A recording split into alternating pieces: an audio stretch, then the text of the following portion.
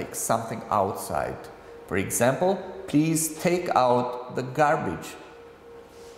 Means please take outside the garbage, to take outside something. Talk over means to discuss. For example, we talked the situation over. Again, do you see how this talk over, it's separated, and we talked the situation over, we discussed the situation. Think over. What think over means? Think over means to think about something carefully. For example, I will think over your advice, so I'll consider something very carefully. Throw away means to discard or to put something in the garbage. Did you throw yesterday's paper away? Means did you discard yesterday's paper? Try out. Try out means to test or to experiment with something. For example, let's try out these new skis. And wake up. Wake up means to cause someone to stop sleeping. For example, if someone was sleeping and we stop him from sleeping, then we can say that we woke him up. Wake up, cause someone to stop sleeping.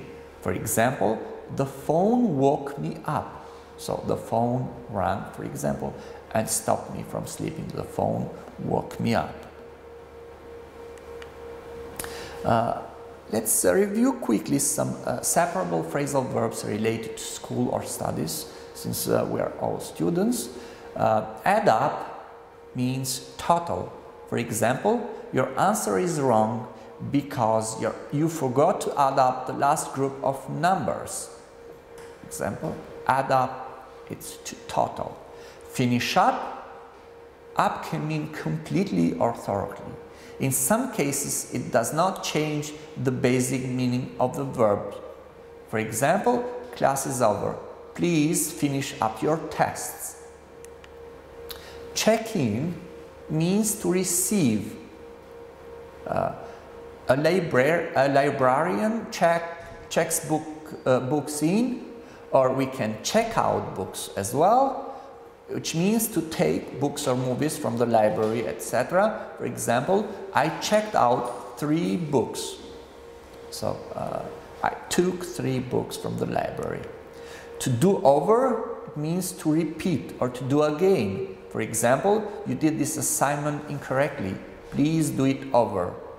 Look over means to read or look at quickly. For example, I have to look over my notes before the next class. Fill in.